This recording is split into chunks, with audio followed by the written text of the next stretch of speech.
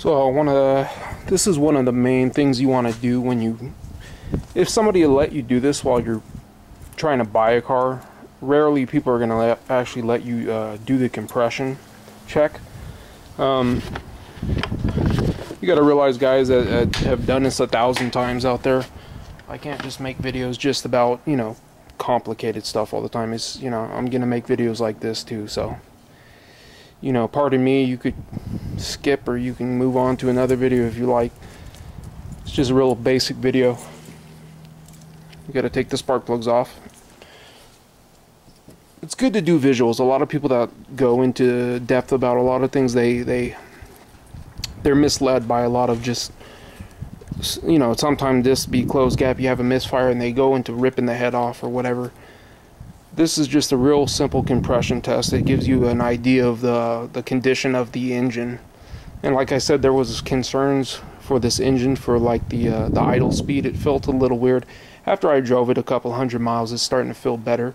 But I just want to get an idea of the condition of this engine. And what I've decided to do is I could drive it like this. I don't go past 65 miles an hour right now. I mean, but it's just not economical for me. I'm gonna buy a transmission and then I'm gonna have it here, and then whenever I get ready, I'm gonna pull that transmission out of this one and then swap the other one right in, and then I'm gonna fix that transmission. I'm gonna rip it apart and we can learn something from that. And I don't have to worry about doing it in a day. It could be several days before I finish doing it.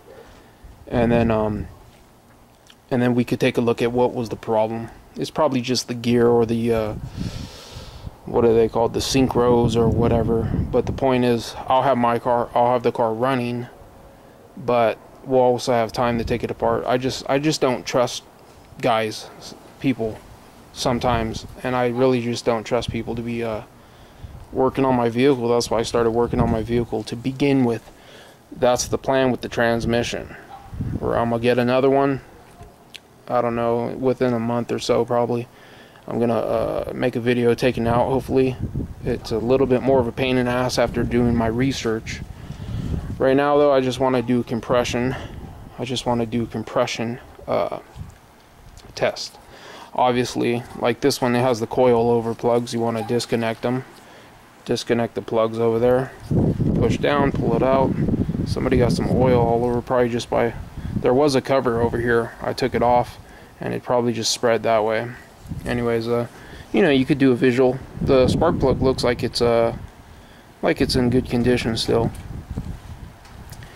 I may change them. I'll change them in the next 10,000 miles or so. Anyways, there's a 10mm nut. There's 1, 2, 3, 4. These ones right here. You pull them off, and then you pull the coil pack out, and then it's just the 5/8. Pull the spark plug out.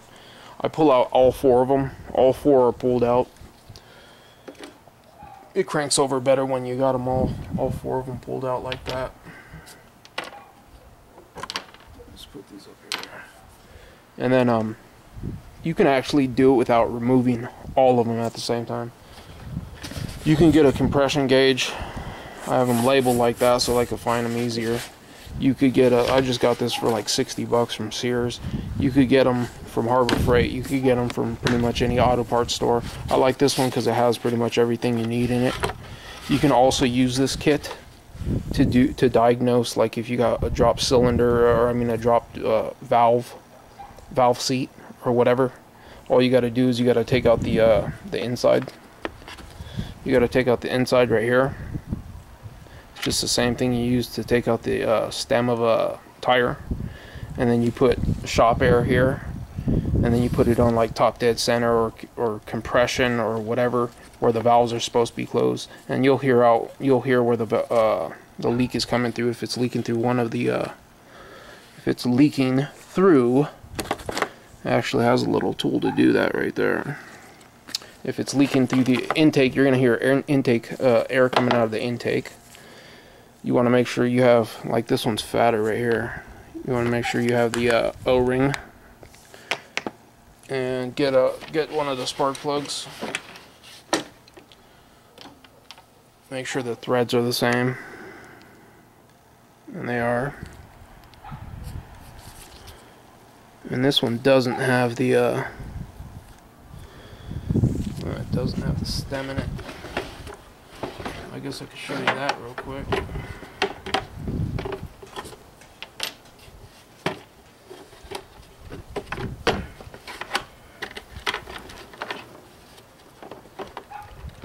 It's got a little kit. So you get this little tool right here. This little tool. And I'm just going to put this one back in. I think I have been using this one right here. It's just a little bit shorter, but I'm going to use the longer threads. I was using this to diagnose the drop valve seat. So I'm just going to put this one back in. Put it in like that.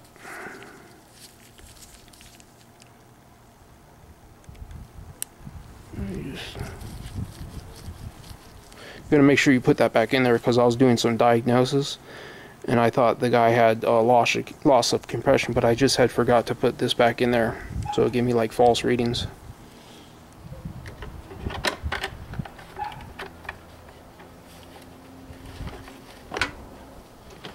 And this is the other piece.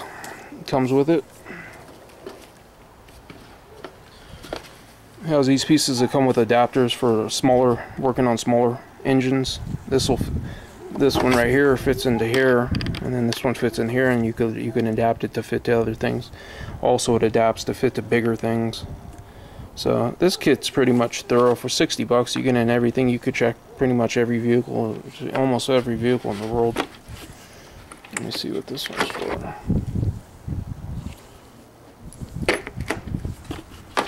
Anyways, you get a kit like this. You get them Harbor Freight for like 20-30 bucks or something like that.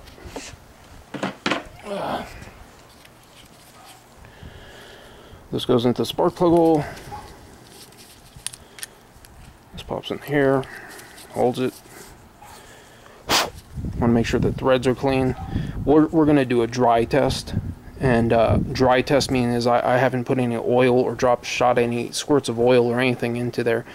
What happens is, if you have low compression on one of the cylinders and then you put oil into it and then you retest it after you put oil and the compression goes up, that means you're leaking past your rings. If the compression does not go up, that means you got a valve seat or a valve or whatever. Because the thing is, the oil seeps it down around the rings and it helps to seal. So if it increases with the adding of the oil, then it's a ring problem. And actually, in my experience, I'd rather not see it increase, because it's easier to fix the valves than it is to fix the rings. So just put this here.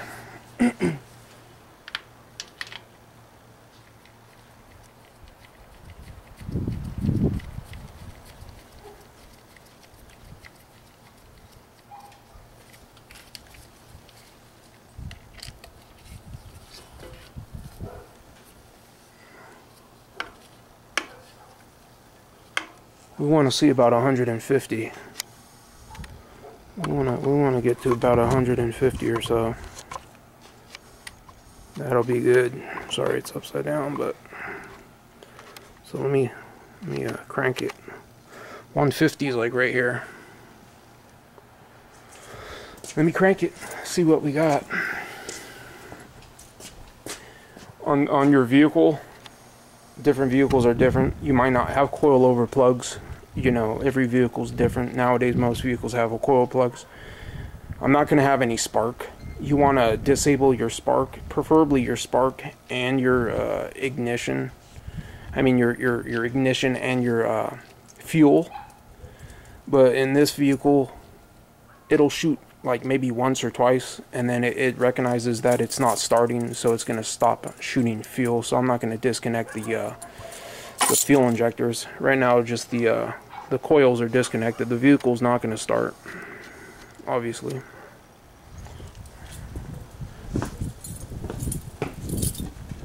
One other thing is, you want to make sure you have the throttle open. If you watch one of Scanner Danner's videos, they weren't opening the throttle when they're doing compression. He had no compression. and the reason for that was the what was it, the idle air control motor wasn't working.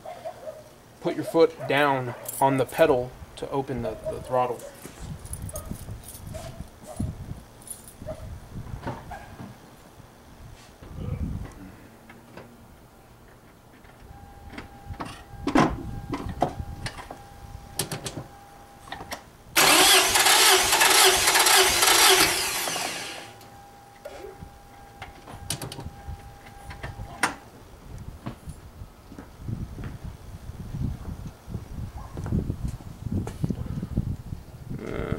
Oh.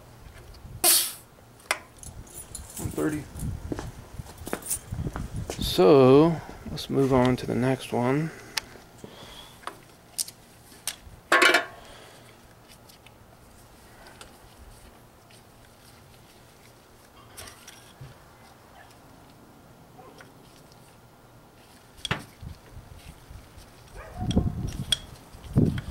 I guess I put it in there too tight. There you go.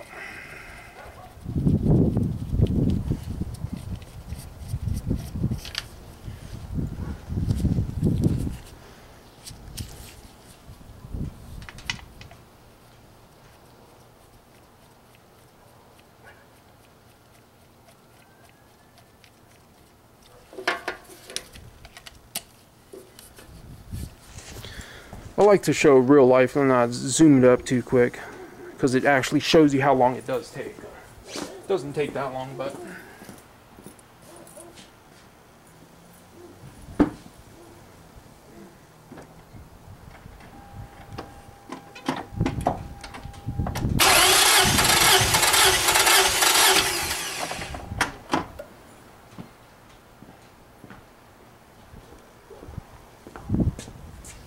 about the same.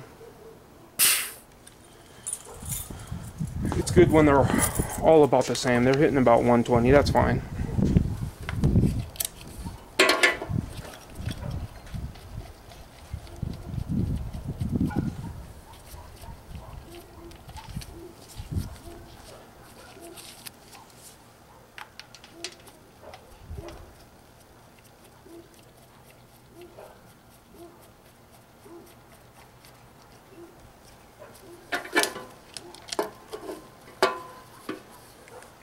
Like I said, remember to push down on the throttle. Third cylinder.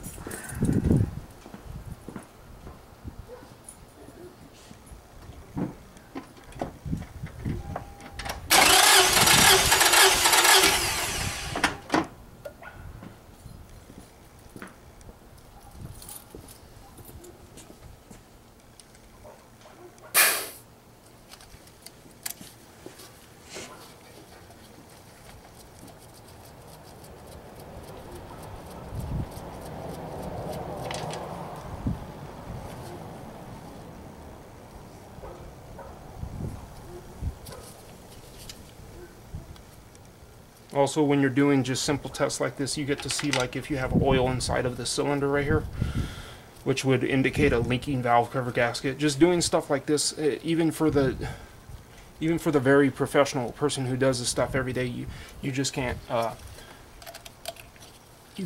not do this stuff. Hopefully you can see it. Let me see it. All right, last one.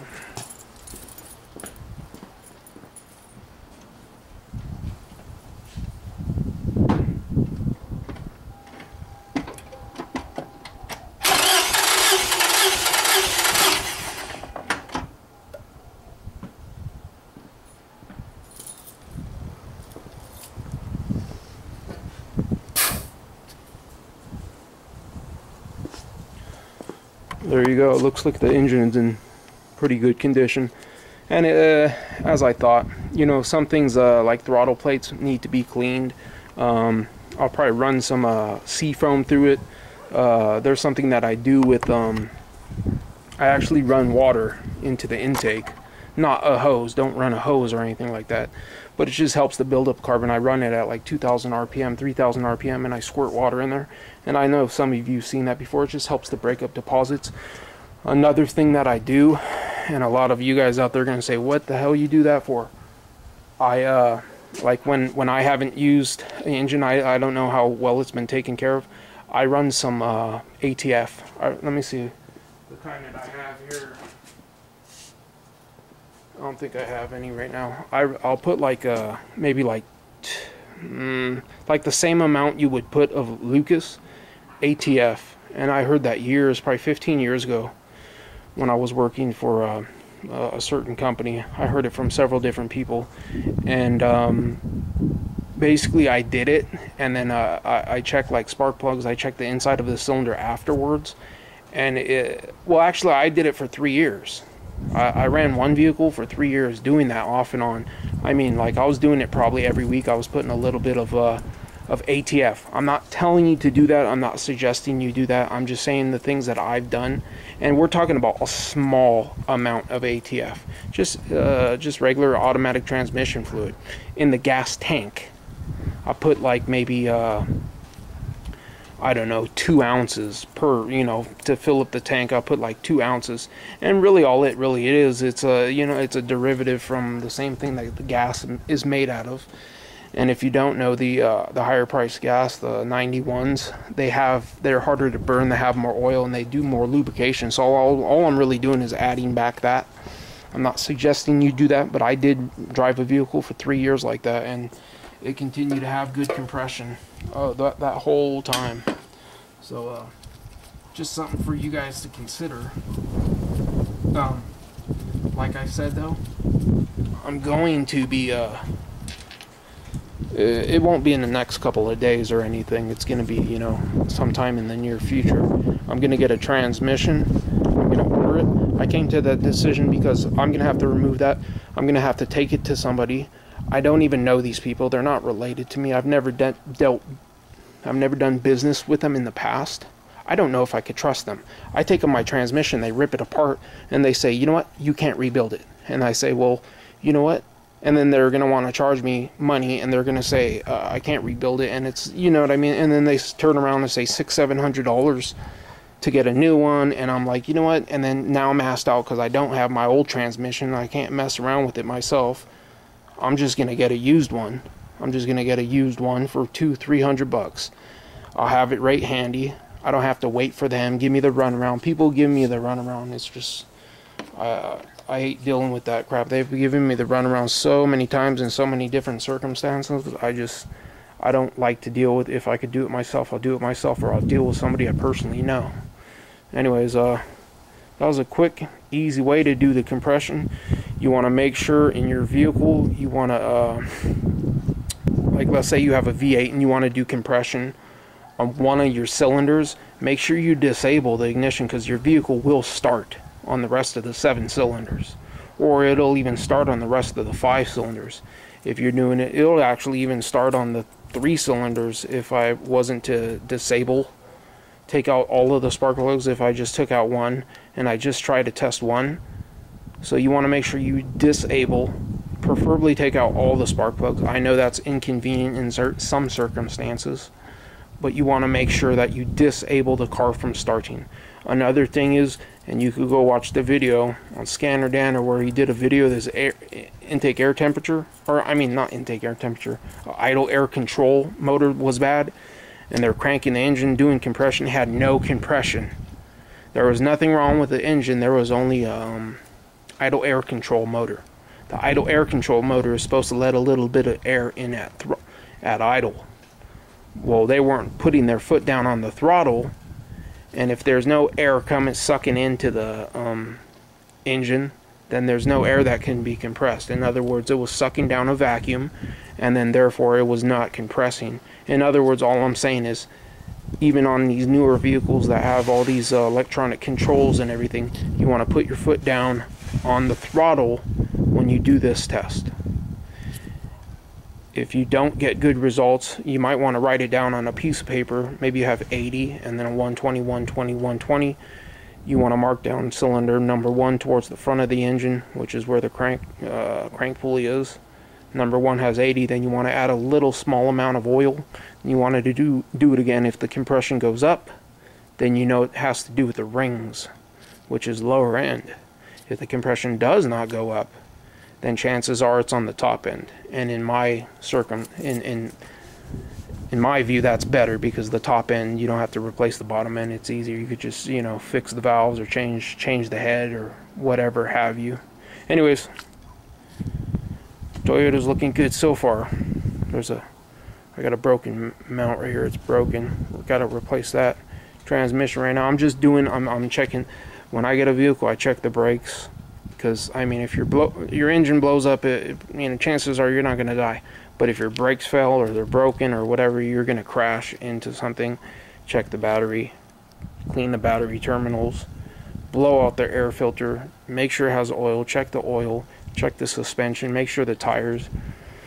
Anyways, thanks for watching. Comment, rate, subscribe.